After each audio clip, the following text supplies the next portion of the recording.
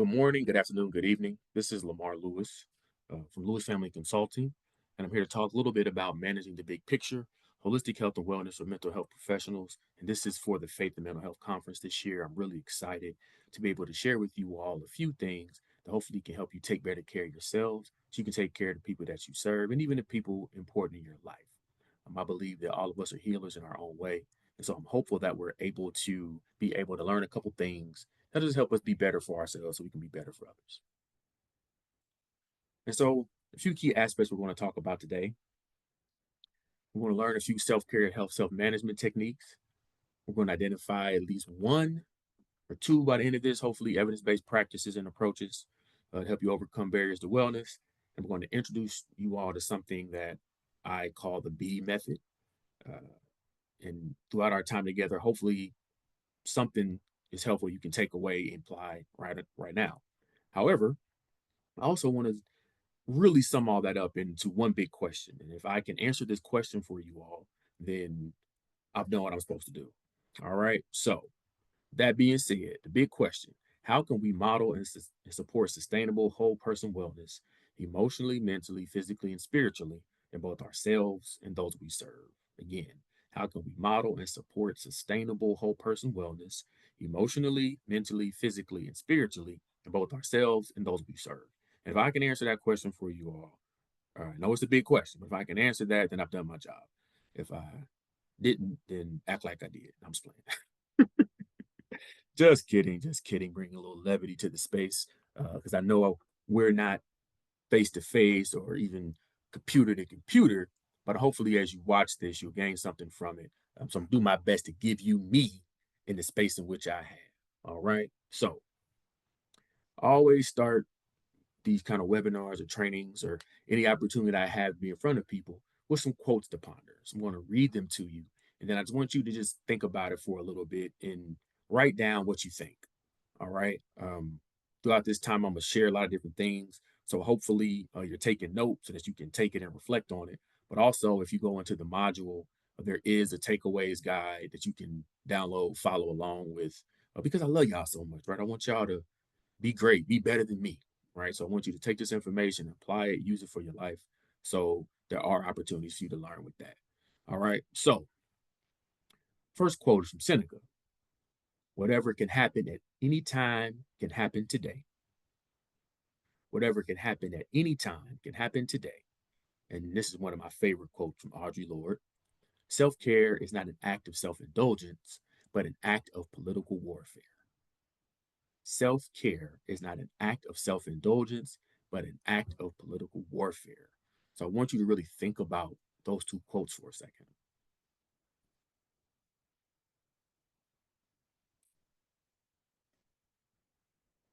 All right.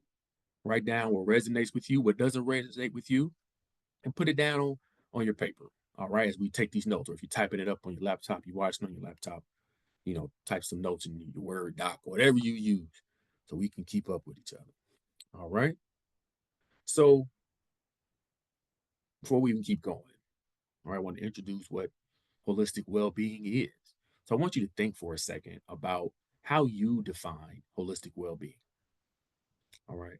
How do you define holistic well being?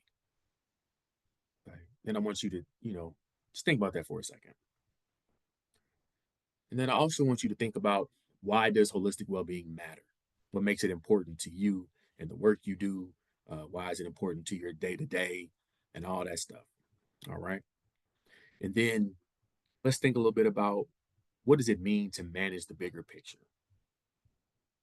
All right. What does it mean to manage the bigger picture? Now, when we talk about holistic well being, it's really important for us to integrate wellness across the mental, physical, and spiritual domains.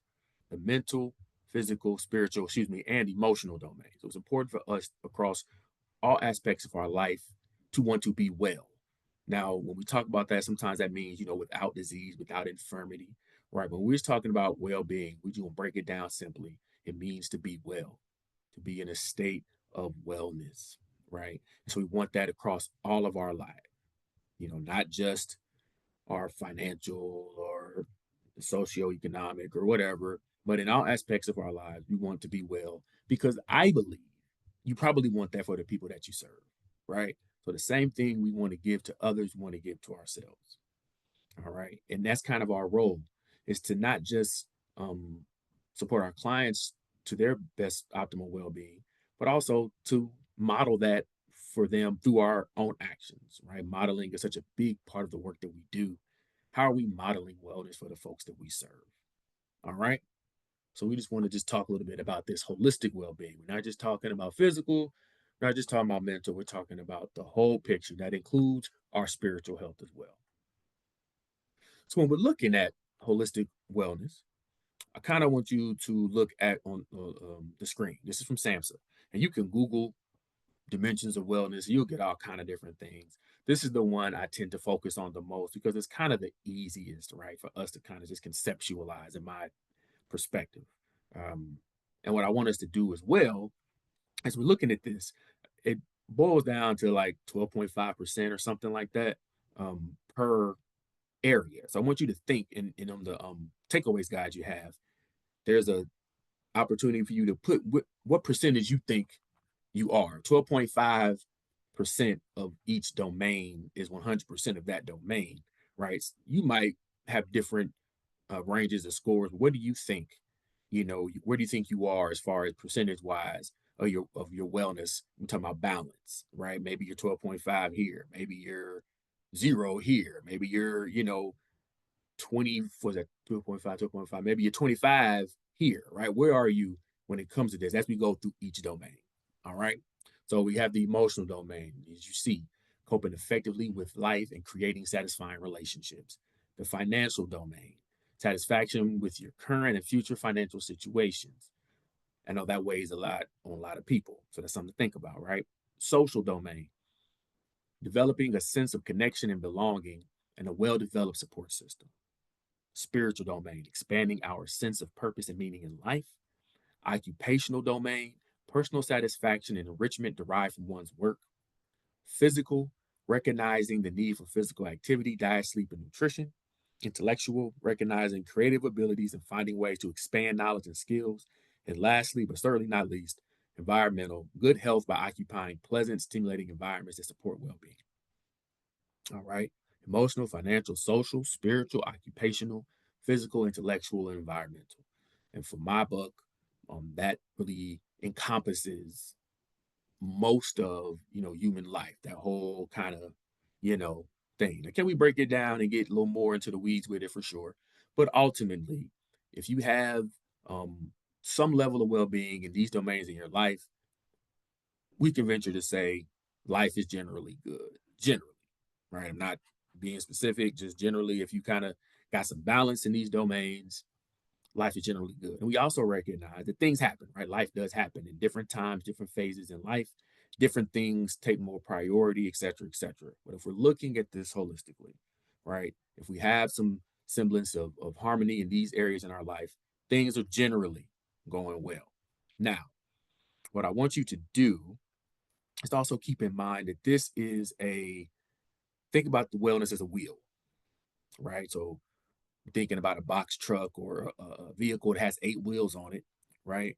If you look at wellness like a wheel, when one area is flat, one tire's flat, the rides get rougher, right? Can you get to where you're going with a flat tire? For sure, especially if you got 7 other tires that are semi-functional. Is it optimal to go that way, to travel that route? Probably not, right? So that's why we want to make sure as we look at this metaphor, how are we able to keep going, right, with fully functional wheels?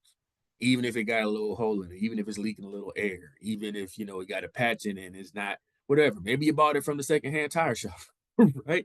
But is the wheel functional enough to get you from point A to point B? Are you living a life that is functional enough to get you where you want to be every day? All right, that's what we're looking at. So again, these 8 dimensions of wellness kind of look at like 8 wheels of wellness, and where on this wheel, right? Is your wheel a little flat? Is your wheel completely flat? Is your wheel overinflated? Right? Let's kind of frame it that way. And when you're talking to the people you serve, you can frame it that way as well. Hey, where are you at in these different areas? If your tire was flat here, how would you get there, et cetera, et cetera. So I want you to think about the dimension you probably give the most focus, right? What's the area you give the most focus? And then I want you to think about the area you probably don't think about enough and you may need to put a little more focus into. Keep those two things in mind. Which area kind of receives a lot of focus for you? What area probably needs some more focus? So I know I use myself as an example. For me, I probably over focus on the financial, right? If that's even a word, how to say it. Hyper focus on the financial, as we all do, right? I would say we all do, kind of, or a lot of us do think about that a lot. Um, but then I probably don't pay enough attention to my environment in the sense of, is it, like this says, pleasant and stimulating that support my well being? I don't think about it as much. I kind of just go, we all just kind of just go. But how does that look as far as, could my financial situation be a little better if I put more intention into my environment, right? Will I feel more apt to do certain things and vice versa, right? Just thinking a different thing. So keeping that in mind and also remembering that all these are interrelated, right? And if we're over focused on one, hyper focused on one, we're kind of missing the point on another. And so I want to think about as well encouraging holistic self health, self management, and self care. Right? You saw the quote earlier from Audre Lorde. It's an act of political warfare from her vantage point, and I tend to agree. We kind of live in a world where self care is often diminished uh, in hopes that you're trying to gain something, trying to attain something. How are you um, optimizing your life? Right, living a life well lived if you're not taking care of yourself. And so these are just three domains I'm focusing on today. But some of these things you heard before, some of these I want to put a different spin on. All right. So we have the physical domain. You see, diet monitoring, proper sleep hygiene, increased physical activity. Now, these are things you read, already, you've suggested to other folks. So I'm not going to act like this is novel information. But what I do want to do is remind you that, how does keeping your physical health in balance, how does that impact other areas of your life? Or when you're not taking care of yourself, how does that impact other areas of your life? That's kind of what I want you to think about throughout our time together. So monitoring your diet. Do you feel better when you eat better? Right? I know I feel better when I eat a little cleaner. I'm a little hungrier because I'm not eating as much junk to fill up my time. But when I'm eating a little cleaner, eating my fruits and vegetables, drinking my water, let me sip some water while I say that. You know, when I'm doing these things, taking care of my diet, not eating a bunch of fried food or fast food, I tend to feel better. I tend to have a little more energy. I'm taking my multivitamin, all that kind of stuff. I feel a little better. Now, when I'm not, I'm a little sluggish, not as active. I don't feel it takes a little more to get moving, right? Secondly, talk about proper sleep hygiene. That's something that I will struggle with. I have ADHD. Um, and so that's something I've wrestled with most of my life, right? Is sleeping well. And I say that to say that because I'm having a hard time sleeping, and we're also told a narrative that, you sleep when you're dead, you kind of got to grind, got to keep going, sleep is for suckers, like that kind of narrative that we're fed socially. A lot of times we forego sleep in trying to achieve something. And while there might be times where you need to do that and sacrifice, well, again, we look at the big picture. A lack of sleep or not having a good sleep hygiene or good sleep routine has very adverse outcomes long term. All right. And also increase physical activity. I'm a big proponent of working out. A big reason why I work out, back to things being interrelated, is because when I work out, I do want to eat better. I don't want to eat a bunch of junk. And when I work out, I tend to be more tired at the end of the day. So that does help me go to sleep. So there's more than just like the physical benefits, which there are a lot of, right? If there's a panacea that we have, a panacea in the world, it is working out, right? The thing that kind of cures all, it improves so many health outcomes. That being said, there's also a mental and spiritual element to physical activity, right? Just moving your body, especially you move outside and you're in nature, or you just see your body changing and growing and progressing. Like all these things are of great benefit, right? So increase physical activity. If you do these things, this does improve your holistic health self management, right? You're eating well, you're making sure you're watching what you eat, not overly critical of yourself, do the kind of 80-20 thing, the Pareto principle, right? Eat well, 80%, 20%, enjoy that slice of red velvet cake, or, whatever it is you enjoy, right? But having some balance. This is the whole thing is about balance today, right? Proper sleep hygiene. Try to get your 6 to 8 hours of sleep. And I must speak to those who kind of go through what I go through. You can sleep 6 to 8 hours, but if you're not getting deep sleep or good sleep, it doesn't matter how many hours you sleep, you're not getting the full benefit. So we want to talk about good 6 to 8 hours sleep, right? Cutting off that phone and off your laptop at a certain time, TV at a certain time, having a room a certain temperature, having it dark, like all these different things, aid in improving your sleep hygiene and increase physical activity. It doesn't have to be a full blown workout. Going for a walk, doing some yoga, stretching a bit. I like to shadow box, right? Shadow box and just every now and then just move my hands, move my body, move around. That helps me to stay active, right, throughout the day. It doesn't have to be a full blown, you know, 90-minute workout where you're sweating everything away, but it does need to just help you move, right? So the mental part, therapy.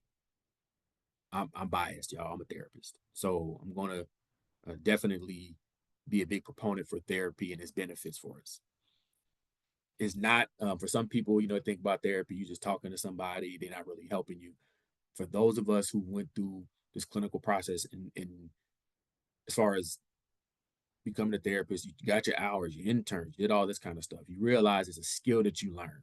It's a skill to, be there, hold space, ask questions in a way that gives a person the opportunity to come up with their own answers. We're not just feeding people answers or things like that, right? We're human too. And so I also want to make a distinction. There are some things that are therapeutic that may not necessarily be therapy. And there's a difference, right? Oh, I don't need to talk to nobody. I talk to such and such, talk to my pastor, I talk to my imam, I talk to my priest, I talk to my, whatever. And that's therapeutic for sure. Is it therapy? I'm not saying that it has to be either or, right? You probably do need both, I would say, right? Get as much help as you can get, as much support as you can get. Talk to your spiritual advisor as much as you need to, but also have somebody to talk through some of the stuff that you're working with, dealing with as far as, traumatic experiences, life changes, just all that kind of stuff. Like therapy is very helpful. Like I tell people all the time, it works if you work it, right? If you do it, that it work, you show up, willing to do the work, it'll be there for you. If you don't, you're going in there closed off and questioning, you may have a hard time, right? Getting what you need out of it. So identify negative thoughts through this therapeutic process, right? It does help you to identify those negative thoughts, those things that you're telling yourself. There's some that are automatic, right? We do talk about the automatic negative thoughts or ants. These are things that kind of come up without any provocation. You just have these negative thoughts. But then there's also thoughts that you have and internal self dialogue that you have that is negative and real self critical. So you got to start catching those and making and identifying when this is a negative thought and then reframing your um, internal dialogue, right? If you start saying things, I'm fat, I'm ugly, I'm stupid, I'm this, I'm that, and any variation thereof, and the many other things we say to ourselves that could be negative, you got to identify those and say something a little more realistic. Hey, I made a mistake. That doesn't mean I'm stupid. Little things like that. And that comes from, lastly, self awareness. All this is undergirded under self awareness. You're not aware of yourself, the issues you have, the things that come up in your life that cause you disruption and pain, then it's going to be hard for you to do anything else. What are some of these internal barriers I'm placing on myself, right? So, like I always say, man, self awareness at this stage of my life, if you don't have self awareness, it's a turnoff. You got to be self-aware. You got to know what's going on with you as best you can. And therapy does help us with that. Sometimes you need an outside perspective to say, hey, have you noticed when we talk about this topic, you say this, or you use this tone, your body language does this, right? And the more you develop that self-awareness, identify those negative thoughts, and hopefully do that with an outside, third party. And I'm using saying third because you got who you present with, your internal dialogue, and then that outside person, right? Through some therapy or something of that nature. I tend to believe, things get a little easier for you, right? So, spiritual, creative outlets, joy based hobbies, connect with something larger than yourself. Find something creative to do, right? Find something that doesn't have any attachment to it. You don't have to be putting out an album. You don't have to put your art in the next museum. All you need to do is just have a way to let that creativity out in whatever way that is. It doesn't necessarily have to be good compared to other people's standards, right? We just way to get these creative things out, whether that's writing, drawing, painting, dancing, whatever. All right, joy based hobbies. I didn't notice I didn't say outcome based hobbies. These are things that connect to us at a deeper level that we would do for free. Right, that's all a hobby is. Right, something you enjoy, you do for free. Something that brings you joy. Right, it doesn't have to be an outcome attached to it. That's something that Brene Brown says. What are some what are, we talk about play? What are some things you do, without an outcome attached, right? So just joy-based hobbies. Things, the outcome is joy. The outcome isn't trying to be the best, right? Lastly, connect with something larger than yourself. Whatever your faith base is, Christianity, Islam, Judaism, Buddhism, Confucianism, Noism, agnostic, atheist, whatever. It doesn't matter. Whatever your spiritual orientation is or lack thereof, can you connect with something bigger than yourself, right? Something larger than yourself, even as other, humanity as a whole, the work you do, can you connect that back to something larger than yourself? And so when we talk about just some person-centered strategies, I really want you all to think about what I call a goal-setting funnel. Now, many of y'all, now raise your hand if you have been ever, have you ever written a treatment plan before? If you've written a treatment plan before, or resiliency plan, or service plan, whatever you want to call it, then you know what I'm talking about. So I'm just shaping this and reframing it for us to use for ourselves. So when we talk about this, I call it my goal-setting funnel. We start problem, goal, objective, intervention, right? What's the problem? What's the big thing? What's the reason why we're doing this, right? What's if you talk about it with a client, what's the thing that brought them there, right? So, if your problem is you want to lose weight, or your problem is, you want to live a healthier lifestyle, that's the big problem, right? So the goal then is, what if we achieve this, it'll help us resolve the problem. So what is a goal that you have in mind? And yes, it can be a SMART goal that does help, but generally goals are a little harder to see, right? There's a thing called the See Johnny test, where if it's something hard to see or articulate, it's a goal. If it's something that's easier to see and it's measurable, it's an objective. So think about the goals in that way. Talking about goals, I want to be healthy.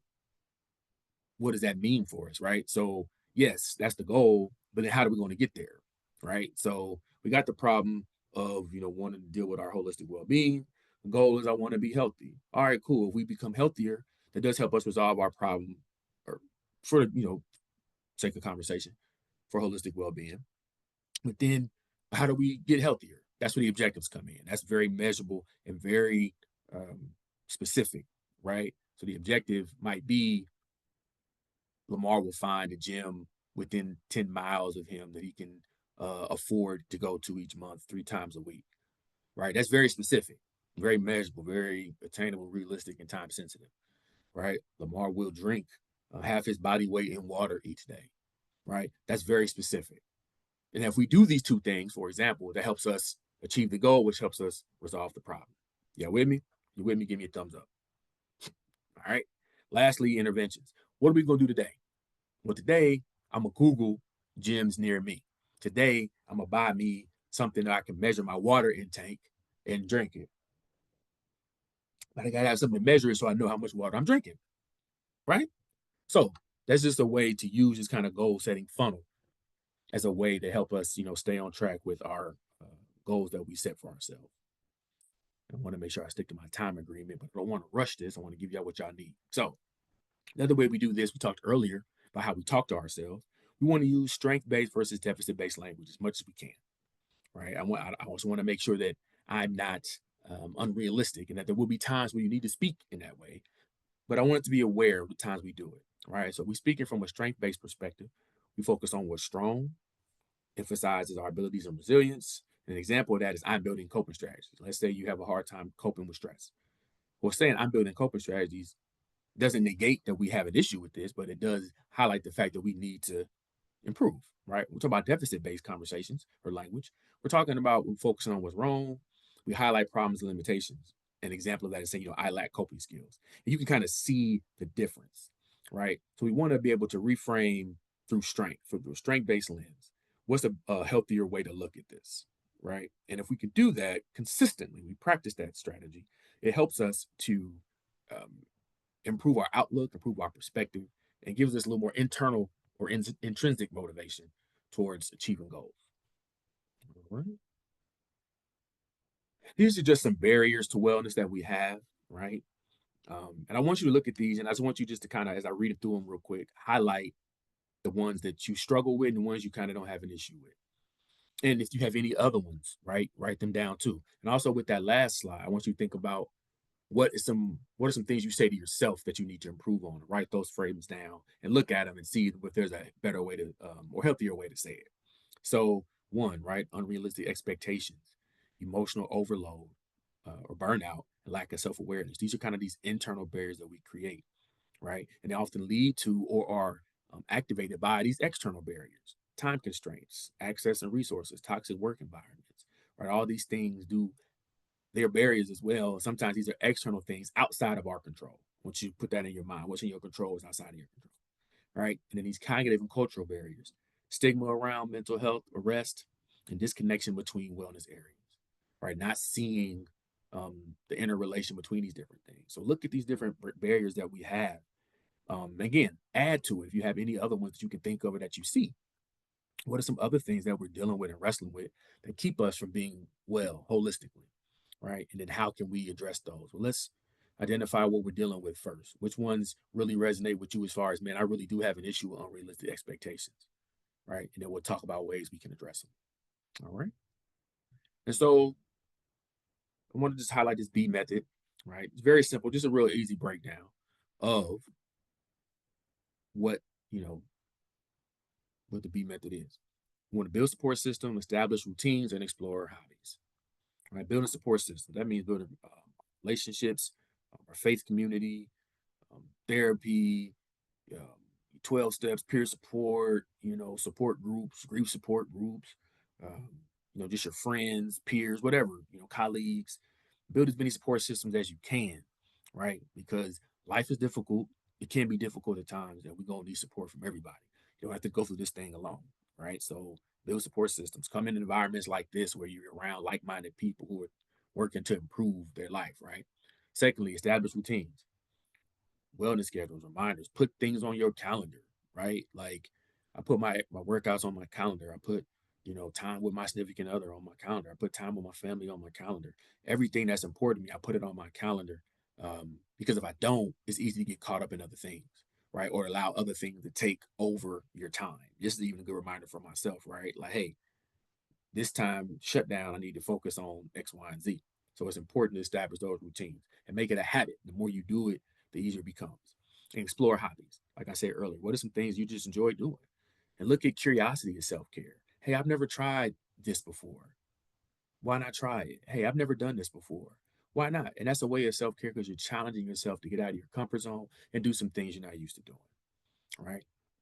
So again, that's the B method. Build support systems, establish routines, and explore hobbies. Faith and whole health. This is the last thing I kind of want to touch on real quick. So look at faith as the foundation, how your values and spirituality can ground long-term wellness.